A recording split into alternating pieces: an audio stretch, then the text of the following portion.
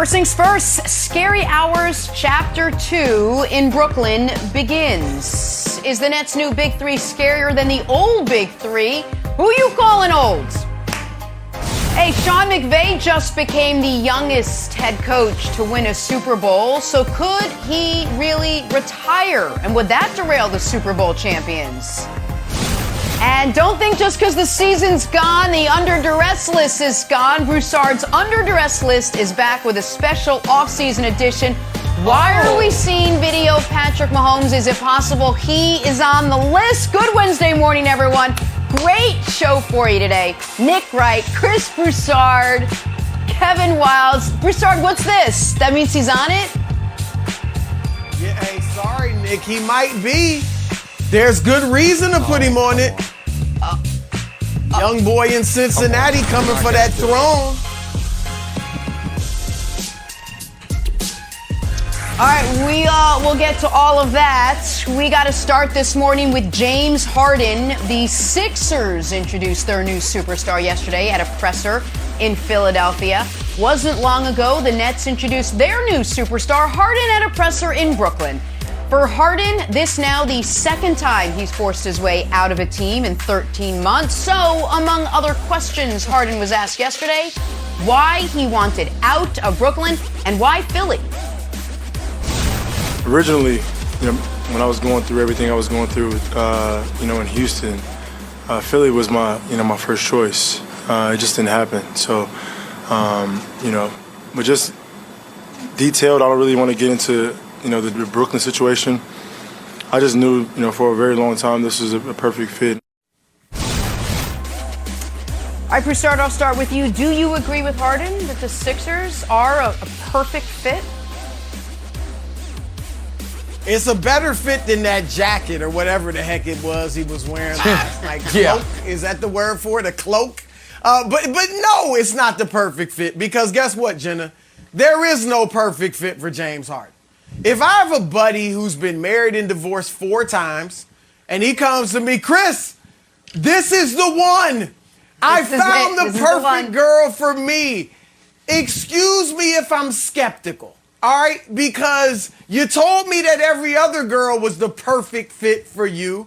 Oh, and also you cheated on every other girl. You were a big part of why it didn't work out. So, no, this is not the perfect fit because Dwight Howard in his prime was not the perfect fit with James Harden. Chris Paul, who willingly got off the ball to defer to you, wasn't the perfect fit with James Harden. Russell Westbrook, who you'd been a teammate with at 10 years old, buddies going way back in the day, wasn't the perfect fit. Should I even bring up John Wall, once an all-star perennially, not a perfect fit. And the granddaddy of them all, Kevin Durant, was not a perfect fit. And Nick, people can say a lot of things about Kevin Durant.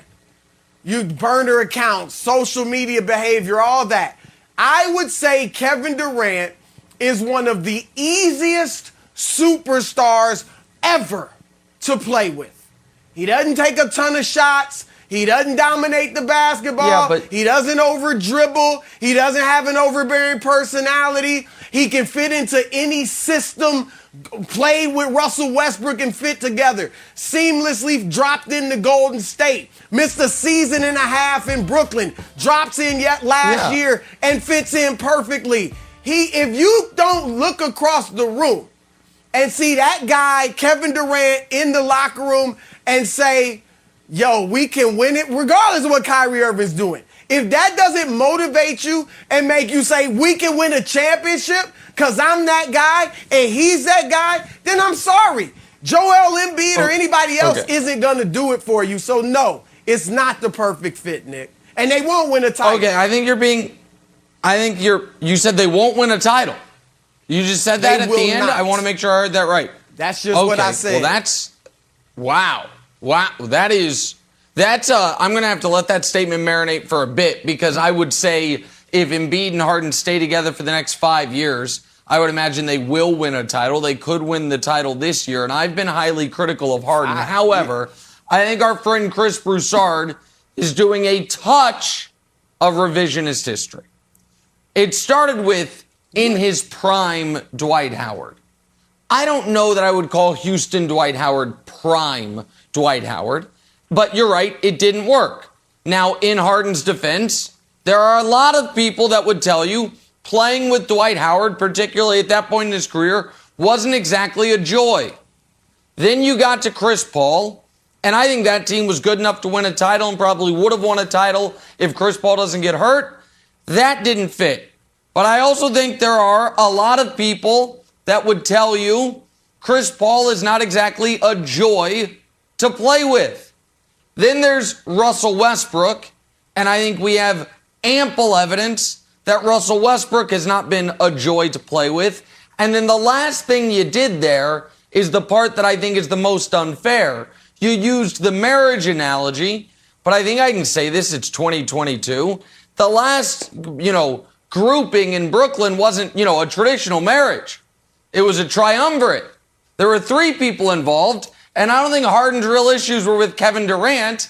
I think it was with Kyrie Irving, another guy who has a history of not being the easiest to play with.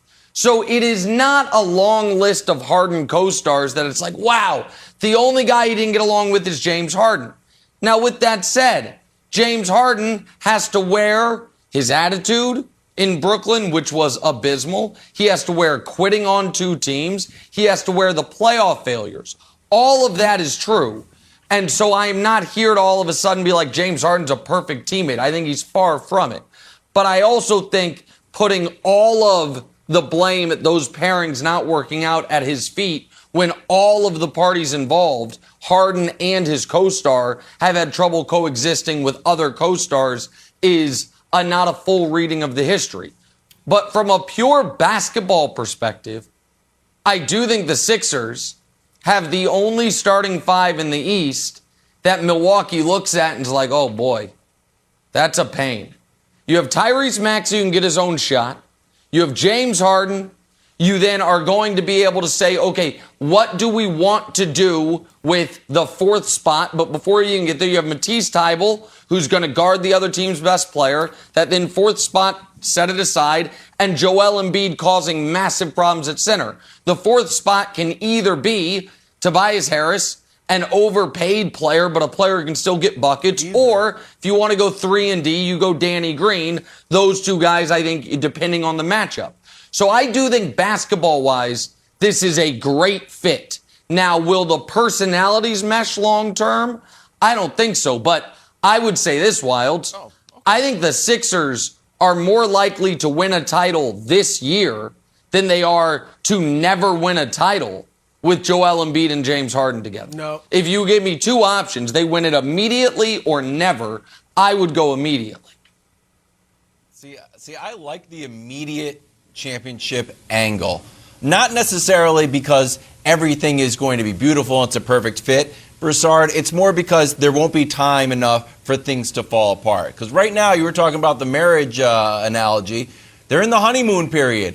I want to show you this video, get your take on it, because I thought this was very telling about the immediate chemistry. This is Joel and Sam Cassell and Harden working on Joel's step back. He's like, oh, hey, James, how are you? You always do that step back. Can you show me how it works? So he kind of works on it. See, there's Harden. Then in the game, Joel's like, sure, we're down big. Why don't I try this step back? So to me, this represents and exhibits, Broussard, everything that Harden didn't have in Brooklyn, where it's like, you know what? I didn't have all Kyrie for half the games. I don't think he was actually committed. Meanwhile, I go 100 miles south, and next thing you know, I've got one of the best players in the league actively trying to get better on the first day that I'm here. So to me, this bodes well. Does it bode well 5 years down the road? I'm not sure. But the honeymoon period, I think, can yield real fruit. Were you impressed, as I was, with that video? No, I wasn't impressed. I mean, it was cute. It was cute. But no, I wasn't impressed. Doesn't change my mind. And look, sure, if James Harden goes out and wins a championship with Philadelphia, more power to him. He is one of the absolute best players ever to play. And I would love it if he wins a championship. You know, Nick, I've been very high on James Harden. But I can't stomach quitting on your team, especially when I got Kevin Durant. And I think one of the reasons that Harden wanted to go to Brooklyn, no matter what he said yesterday about Philly being his first choice, he was fine with Brooklyn because he knew, you know what, in those big games, I ain't going to have to drop 30. Those elimination games, I'm not going to have to be the man because KD is the man, and after him is Kyrie. All I got to do is play make, and he's a great playmaker. That's it. Run the show. But guess what? In Philly, you got to be the man again, James. I know Embiid is great, and he's going to take his share of big shots too. But I'm going to need you to do it as well. And look at this graphic. In elimination games, James Harden just does not get it done. We have enough of a sample size. Last 8 elimination games. Look at that. 1-7, 23% from three-point, 6.5 turnovers a game. I mean, James Harden, until proven otherwise, has to show me he's a foxhole guy, and his instinct when the going gets tough seems to be to flee, to cast blame on others, to sulk, or to play an uncharacteristically bad basketball game. None of those bode well for the Sixers winning it. They'll be elite. They'll be a contender. They'll be in the hunt. But I would bet against them winning the championship. So then why were the Nets going to win it even once they sent Kyrie home? Kevin Durant's those James Harden stats. Because Kevin Durant's better. Kevin Durant's better than Joel Embiid. Are we sure? Yes, that's why. Are we sure? Yeah, I'm sure. We're sure about that? Okay. I'm sure. Hold on. Wait a second. Yes. Okay, I'm sure. hold on. Historically, he's better. Last year in the regular season, Joel Embiid was better. This year in the regular season, it has not been close. So I just for whatever it's worth, like the idea that and this rest of the Sixers roster when he's healthy. Okay, well you got to play. Like, but again, when he's healthy, guys, we got to hold just very quickly here. We have to stop treating perpetually absent guys like the when he's available is not a huge part of it. It's a huge part of it. Embiid's not an injury-prone guy? Doing the math, LeBron. It's what? No, is Embiid not injury-prone? Okay, we got a break. I'm being told. All right. No, we got so much more time to talk about this. But by the way, Harden, we should just mention his Philly debut is expected to be February 25th against the Timberwolves, and then he can come out of that jacket, that cloak, as you called it, Broussard. Hey, our friends at Fox Bet say the Rams Super Bowl odds drop from plus 1,100 to plus 1,600. If Sean McVay retires, could he?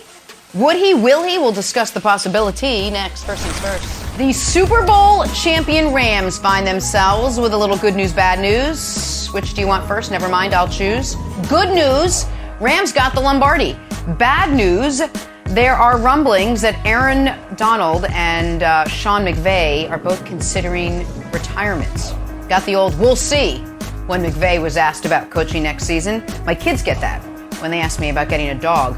Nick, whose retirement would hurt more, McVay or Donald? Jenna, get your kids a dog. Come on. You make them go to bed at 4:30 p.m. and they can't have candy. Nick, except you for hate your Halloween. dog. Get your kids a dog. I love my dog. He's a great dog. He's the greatest decision I ever made. Don't say that. He's listening. He's sitting right there. All right, now to answer the question. This is more ridiculous than Jenna's parenting methods, this question right here. I'm telling you right now. What? That Aaron Donald is the answer. Ooh. Aaron Donald is far and away the answer.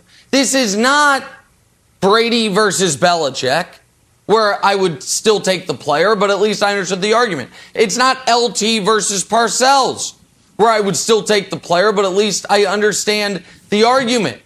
It is a player of those guys' caliber, of Brady, of Lawrence Taylor's caliber, and a good coach. We are talking about it. The question is, would you rather have maybe the greatest defensive player ever or currently the second best coach in the NFC West? Huh? What? Wow. In what world is that? Well, I mean, tell Kyle Shanahan McVay's not better than him. Yeah, I mean, or McVay, tell him I'd like him. He won 6 of his last 7. McVay is better learned than from you. Shanahan. Okay, McVay's all right. That's great. You can have that opinion. I don't even think McVay has that opinion. But that's neither here nor there. Doesn't matter. I'm just asking you. In the Super Bowl, if right before kickoff, Sean McVay had somewhere to go, Van Jefferson situation, oh my God, I gotta go. Gotta go. Wife giving labor, or girlfriend, whomever. And he wasn't there. Could the Rams have won? I say yeah. If Aaron Donald wasn't there, could they have won? No. Like this is a 10-0 blowout. It's no question about it. Aaron Donald would be drastically, demonstrably more damaging if he were to walk away than if Sean McVay were to walk away. Come on. Okay, and Nick, I'm a firm believer, as are you, I think, that the player is generally more important than the coach. And I also believe that Aaron Donald is better at playing football than Sean McVay is at coaching it. Like you said, yeah, Donald is one of the best ever, and we can't say that yet about McVay.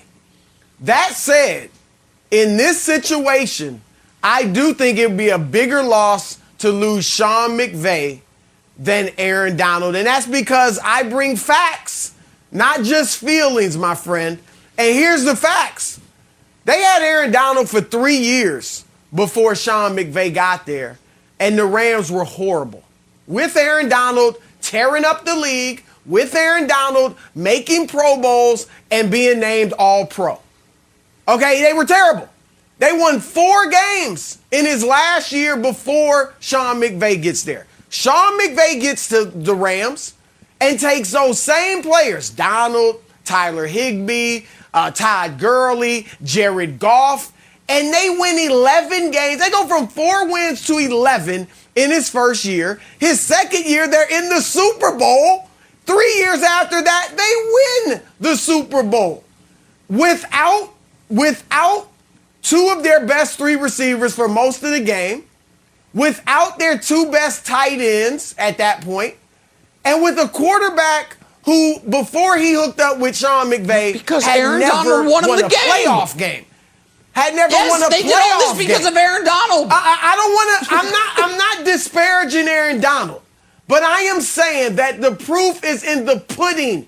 In football, more than any other sport, coaching makes the difference. All right, and I'm not taking away from the players because they are more important generally. But in football, a coach makes a bigger difference than in basketball and baseball by a mile. And Sean McVay, the difference he has made for that franchise cannot be overstated. 2 Super Bowl appearances in 5 years for a team that hadn't made the playoffs in like a dozen years? Come on, man. The dude is bad. You got to give him his props. It's a bad call here or there. Okay, coach. Fine. He's a great coach. He's a great coach. And he's better than Kyle Shanahan. Okay. Oh, I do. Okay, I don't want to do a McVay-Shanahan How many big games does Shanahan need to blow? Okay. Okay, I don't want to do a big Kyle Shanahan debate right now. And the idea that Sean McVay was doing everything he could to blow that Super Bowl, Aaron Donald wouldn't let him. But by the way, Wilds, you see Brew at the very end, I can see the wheels turning in his head. Bless you, Jenna. I can see the wheels turning in his head because he was like, the team was this, and then the coach, with all the same players, and the coach got there, the coach is the difference maker. And then he throws in at the end, he's like, and it's different than football and basketball because he knew he had put it up on a tee. I'm like, so like a little, should we have a Phil Jackson, Michael Jordan discussion because Jordan was there and they couldn't get it out of that first round. And then Phil shows up and all of a sudden, oh wow, they're making conference finals. Yeah. So he saw it and so he pulled it back. Listen, I am baffled that this is an opinion Broussard holds. And it's not because I don't think Sean McVay is good, but Sean McVay, I think, is clearly and obviously replaceable as long as you're not replacing him with Jeff Fisher, with respect to Jeff Fisher. The guy that Sean McVay was coaching against in the Super Bowl, who I happen to not think is good, but Brew likes, was part of his staff, one of his acolytes. The league is littered with Sean McVay acolytes. The league is not littered with Aaron Donalds. The second best D tackle in the league is Chris Jones. Chris Jones played this same Bengals offensive line, did nothing. The gap between him and the next guy in his position is his fault. But it's also a testament to how great Aaron Donald is. Tennessee did do something. It is a testament to how great Aaron Donald is. He's been in the league 8 years, Jenna. His first year, he won Defensive Rookie of the Year. The next 7 years, he is either won Defensive Player of the Year or finished in the top 5 every single year. I don't think this is a question. If the Rams don't have Aaron Donald, they're not within spitting distance of this year's Super Bowl or any Super Bowl. Well, that's for Aaron Donald from McVay. You said it, Broussard, 2 Super Bowl appearances, 1 Super Bowl win in 5 seasons. So if he's retiring, it's not a bad resume. All right, we've been waiting for this. Broussard's breaking out the bud list.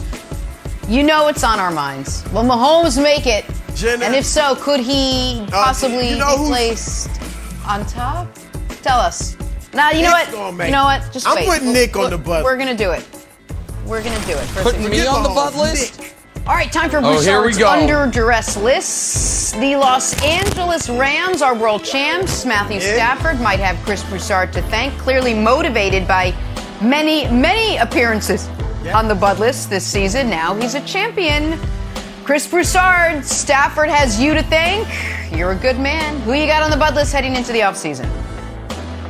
Thank you for recognizing that, Jenna. It's all about motivation, guys. And number 5, Aaron Rodgers. All right, this is an odd situation for Aaron Rodgers because he won his 2nd straight MVP, his 4th overall. I think that's second only to Peyton Manning.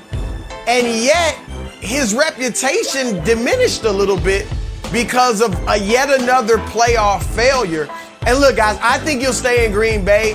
But if he does go somewhere else, Denver, Pittsburgh, whatever, wherever he goes, the pressure is on him to win a Super Bowl.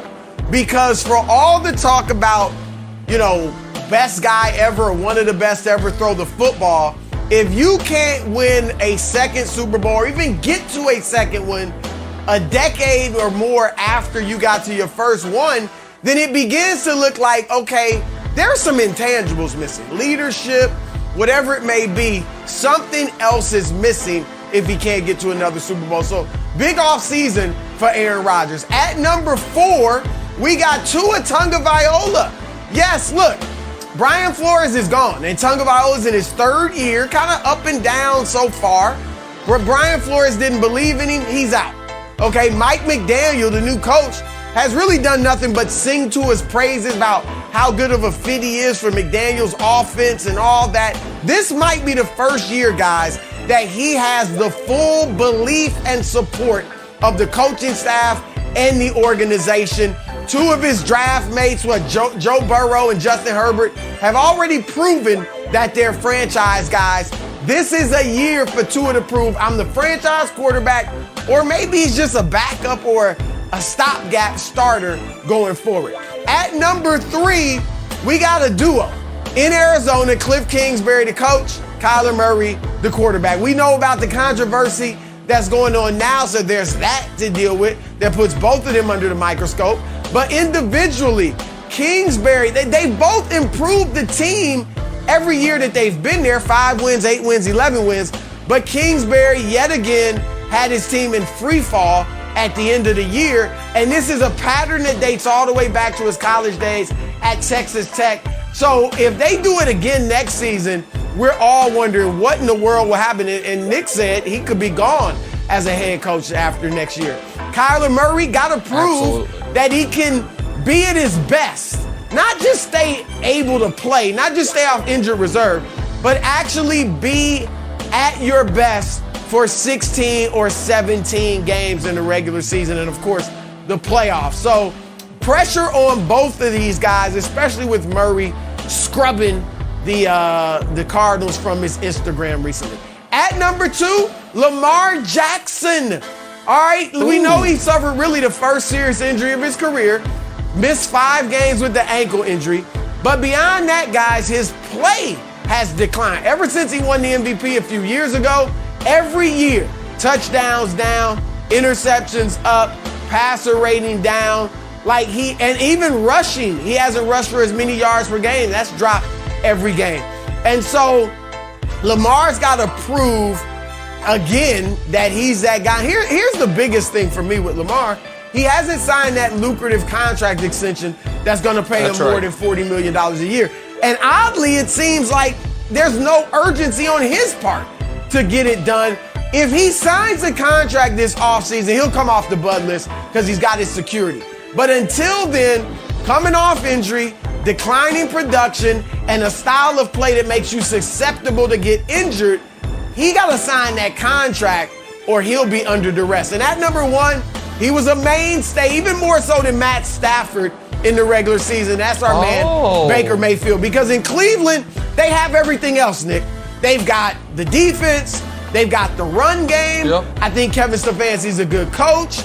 We're looking at the quarterback. If you can't make the playoffs even or go deep, it's the quarterback and a guy that's wildly popular, that is wildly talented, told the whole world through his dad, OBS, that you were the problem. The reason y'all couldn't connect wasn't OBJ, it was you. And then he goes to the Rams and proves it by helping them win a Super Bowl.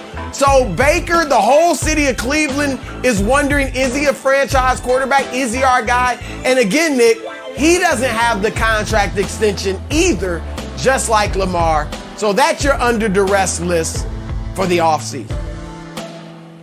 Okay, so here's the interesting thing about this list.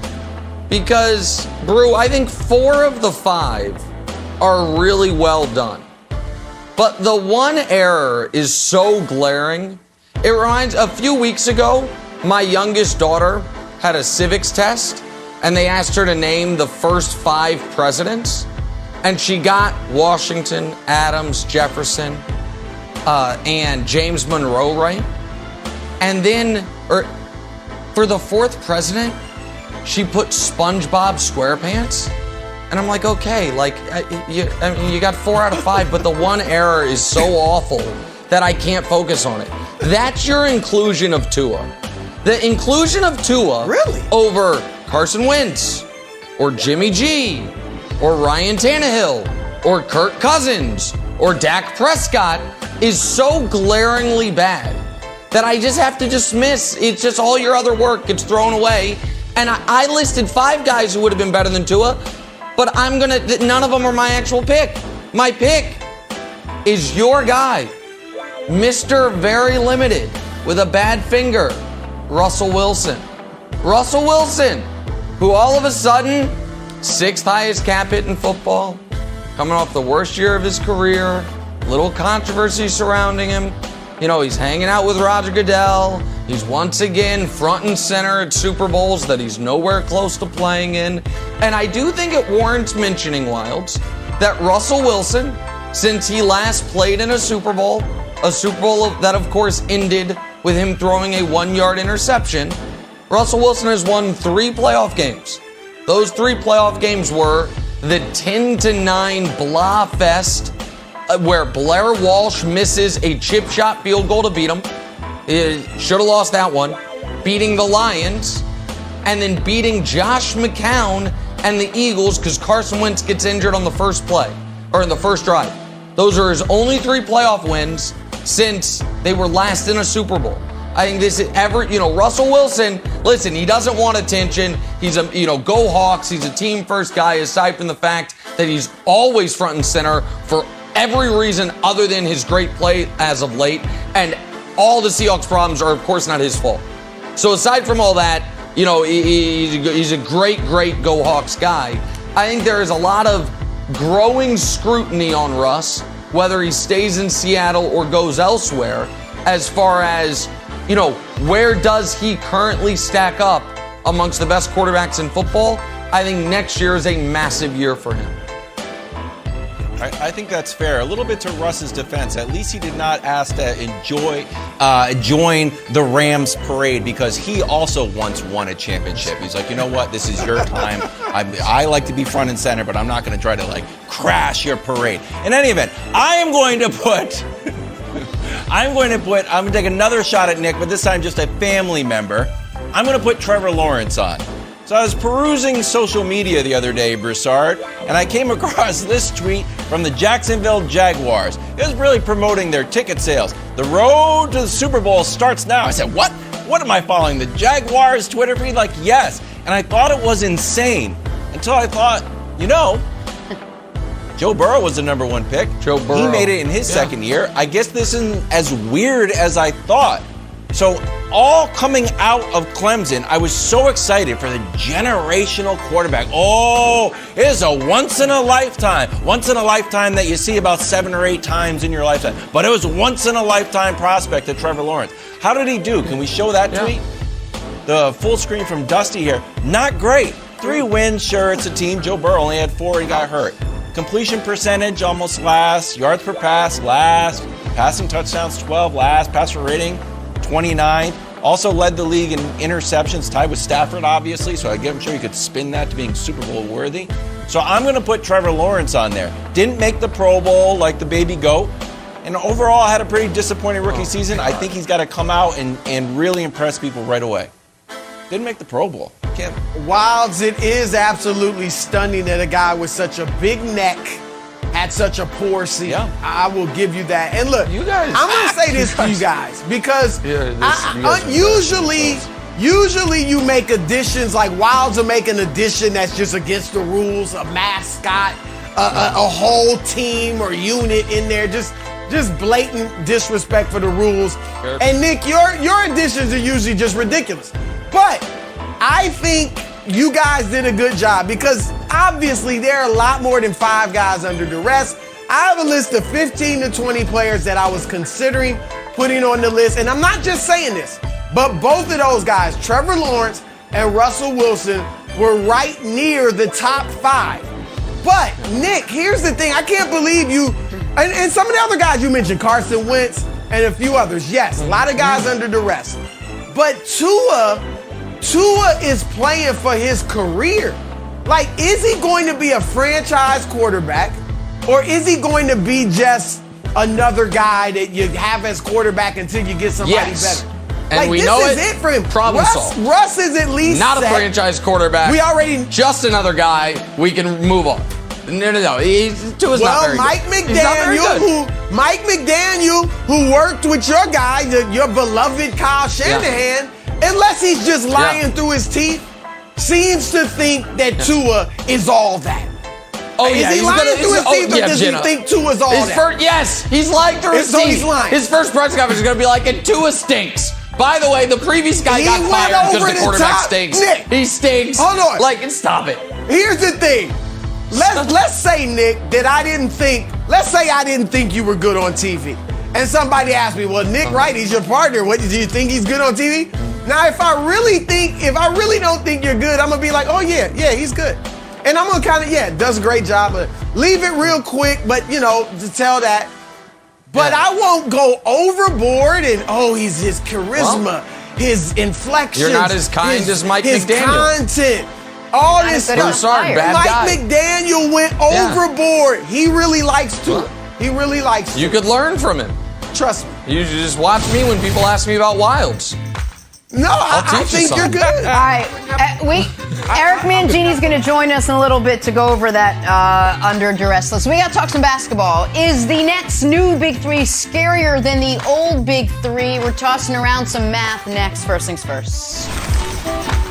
We now head to Brooklyn, where Ben Simmons was introduced as a Net for the first time Tuesday. That meant for the first time in 6 months, Simmons spoke to reporters. And if I know reporters, that is a long time to hold in some questions.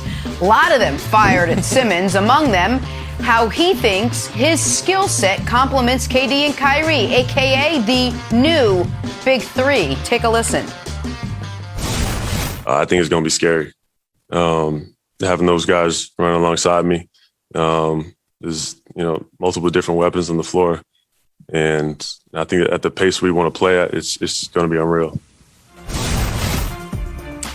He said it's going to be scary to have those guys running alongside me. Simmons not the first to use the term scary Look who else Damn did. James haunted house Harden out here, tweeted this Jenna. just over 1 year ago. Scary hours. You might be right, Nick. Let me start with you. It's a new Big Three in Brooklyn now. But is the Nets' new Big Three scarier than the old Big Three, Nick? Oh, I believe it is. In theory, I think theoretically it should be. It fits better. Basketball-wise, it makes more sense. They actually have a chance at stopping the opposing best players in the league now because they have a legitimate, great defensive player. They have a guy who, as long as Kawhi Leonard's not playing, is at least in the discussion as the best perimeter defensive player in basketball. So, yeah, I said, now I'm, a man on an island. The name of the island happens to be the only right man in America, but it is an island where I said the Nets' Big Three was never going to work. And it was never going to work because of a multitude of issues. But the biggest one was you didn't have any way to stop people. And the kind of tertiary issue was you had an inexperienced head coach that it's going to be hard to handle the egos and who gets the shots and who gets the ball. Now it's straightforward. Now those questions are answered, at least in large part. Simmons knows what his role is. Kevin Durant knows what his role is. And I think Kevin Durant, as one of the 15 greatest players ever to live, actually, and we saw it in the playoffs, can rise to the occasion when more is asked of him, not when less is asked of him.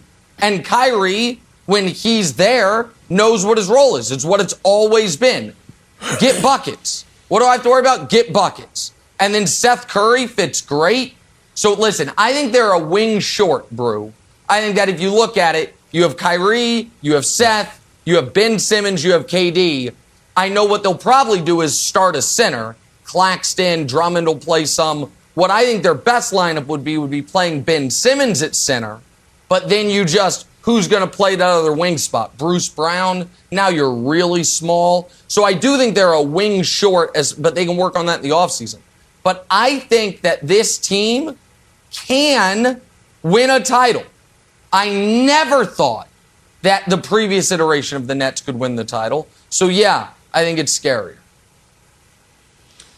Look, I agree with you that Ben Simmons at center is their best option. Because if you put Claxton in there and he's going to be in the paint, near the paint, then where's Ben Simmons going to be?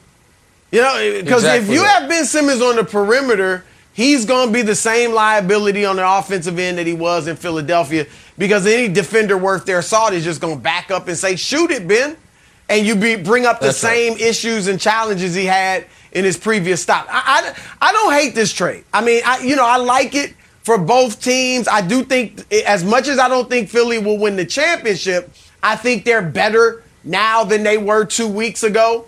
I think they're better than they were last season even.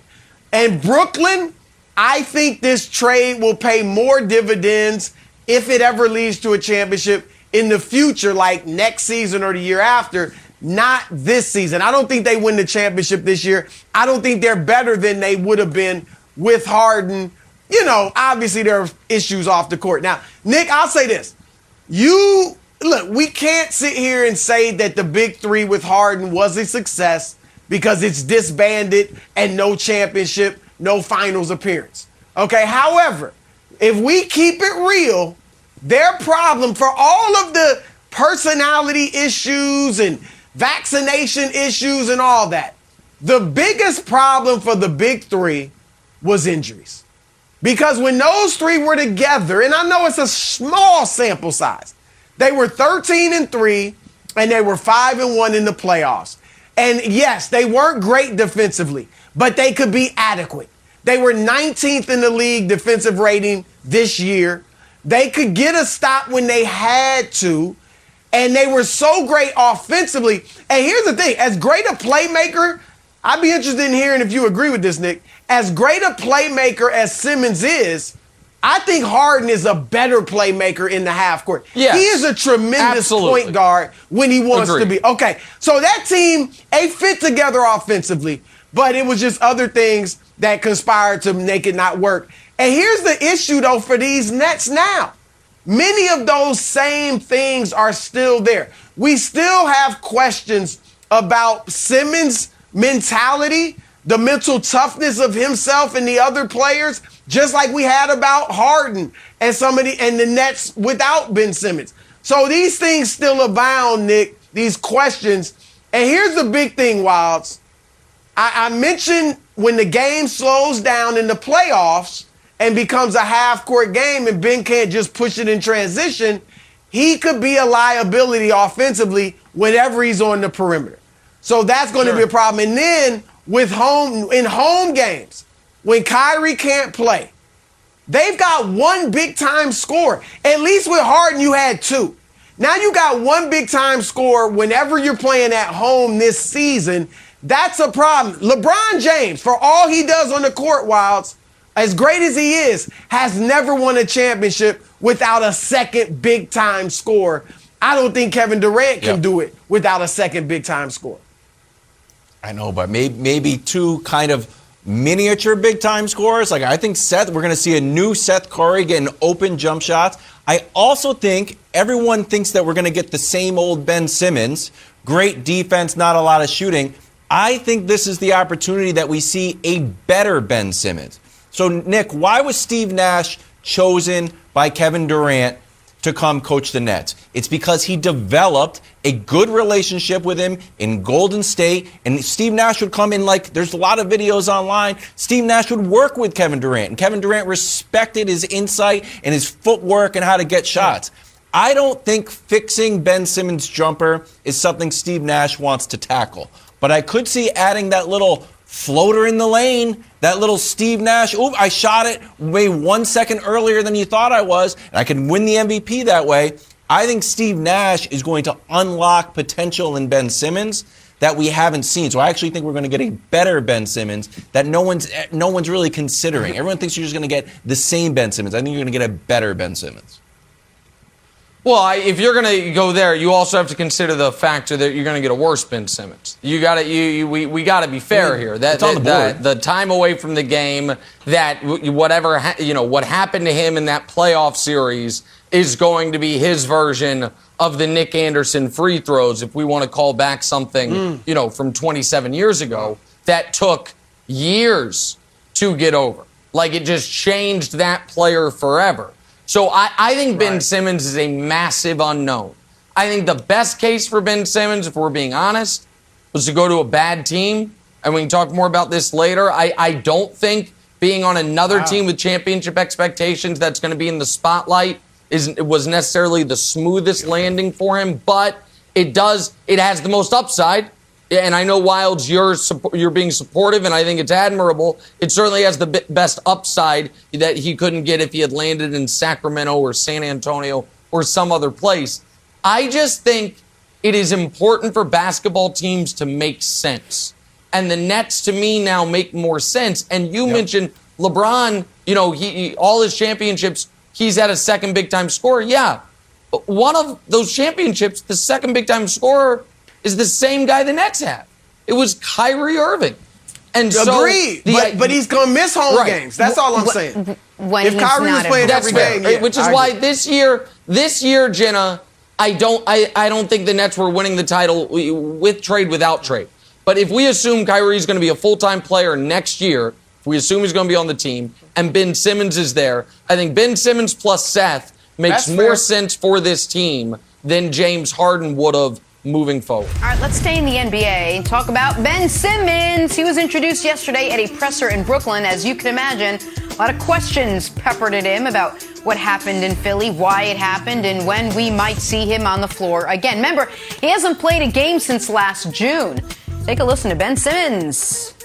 I apologize if I'm getting ahead of ourselves too much, but you guys do have a game in Philly in a couple of weeks. Do you think you can be ready for that? Physically, mentally, I imagine it's I hope so. Let's go. Let's go. All right. Wilds, you surprised? Ben Simmons said he hopes to play on March 10th when his new team, the Nets, plays his old team, the Sixers, in Philly. Oh, I was surprised. I was pleasantly surprised, Jenna, because all yesterday I had to see on social media, oh, Ben Simmons is smiling. Oh, Ben Simmons is happy. What about the mental health? Yeah. Have you ever left a job and then been happy? Surprise, you get happier. Also, that's not the way mental health works, for the record. He's not supposed to be just weeping on the bench. You can have some struggles and have some peaks and valleys of happiness, and overall, hopefully the guy is in a better spot. So the idea that people are rooting for him, like, oh, I wanted him to be angry and sad the whole time, really got in my craw. And why I was pleasantly surprised, although I seem mad right now, I'm actually happy. Why I was pleasantly surprised, Broussard, is this. The fact that he didn't say, you know what, probably won't be ready.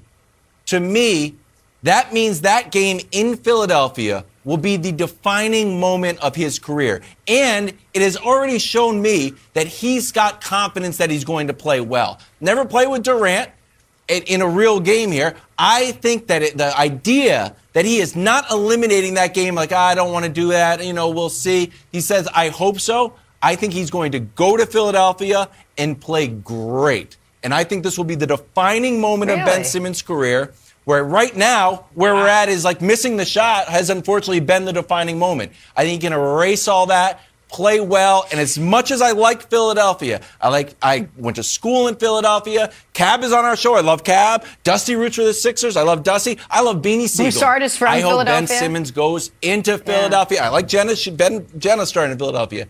I hope he goes in there and lights the place on fire. I hope he plays fantastic. I hope the boos are raining down. It's like, yeah, give me more, like a professional wrestler. Oh, I think he's going to do great. And I can't wait for it. I'm sorry, Cab, Dusty, Jenna, and Beanie Siegel. All right, let me say this, Rob. I agree, and I was happy to see this. Ben Simmons looked great at the press conference. I'm not talking about the way he dressed. His demeanor, he was calm, he was confident, he was comfortable. And when he said at the end that the people rooting against him or hating on him should be happy that he's smiling, he's right. Like, he looked great. He looks like he's ready to go. Right. But Wiles, you are making way too much out of, I hope so.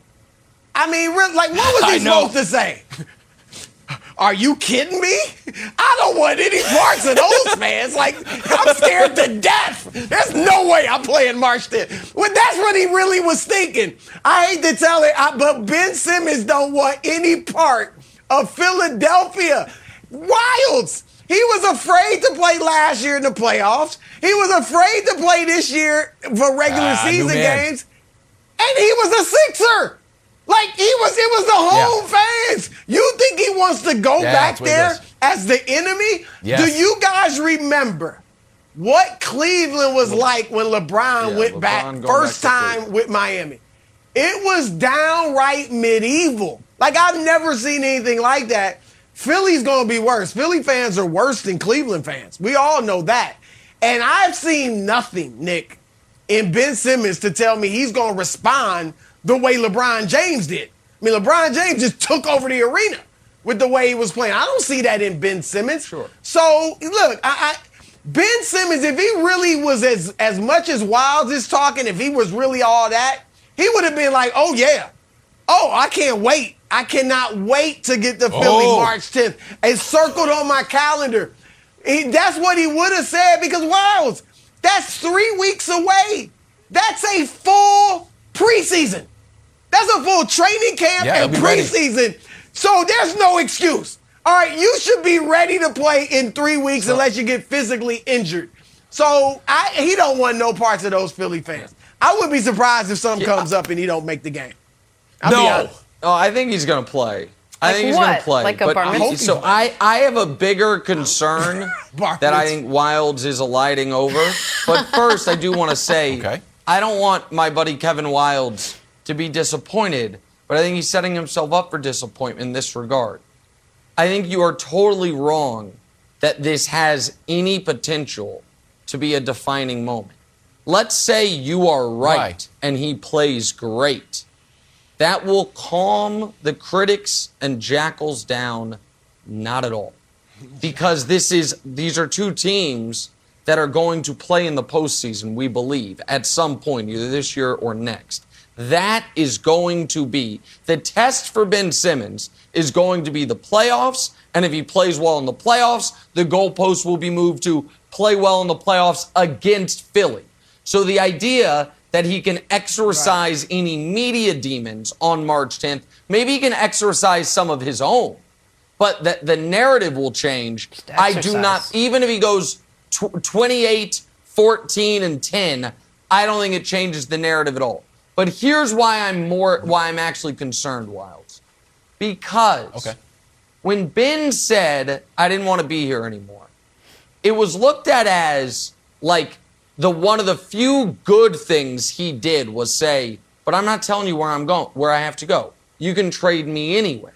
That was looked at as like I don't want to say a good thing, but it wasn't as demanding as I'm not playing and you have to send me to one of these three places, right? That's just right. Anywhere.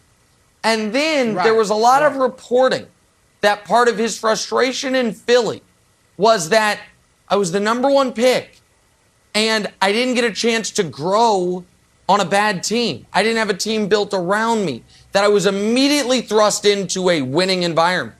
That was a complaint of his. That I had to produce immediately. That you look at these other guys, like is anyone right now killing Cade Cunningham? Last year, was anyone killing Anthony Edwards? I didn't get that opportunity. Well, we're now long removed from that. He signed a max contract. I don't think anyone's feeling badly for him, Wilds. But he now is in a very similar environment. You have to win right now. It's going to be about the playoffs. You have championship expectations.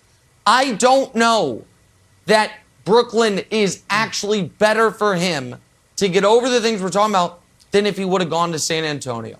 If Daryl would have taken the DeJounte Murray package 4 months ago and he could have played in somewhat obscurity and the team built around him. Does that not concern you at all? That he is once again major media market playing alongside superstar championship expectation? Does that concern you at all? Because I think it should. I think that's a fair concern, but I'll go back to what you said earlier. I'll throw it to Broussard. He has to play his role, right? Oh, I have to play defense and drive the lane? Fine. KD, you're going to hit the big shots? Good. Seth, you're going to spread the floor? Great. To me, as long as he knows his role and he can play within his game, I think he's going to play great, Jenna. You're throwing it to Skip All right, Bayless, Sixers not are off Broussard, tonight. But other than that, well Knicks done. have the Knicks at the Garden, so we'll see what happens. We got to go on to Speed It Starts right now. Words. Wow. I hope so.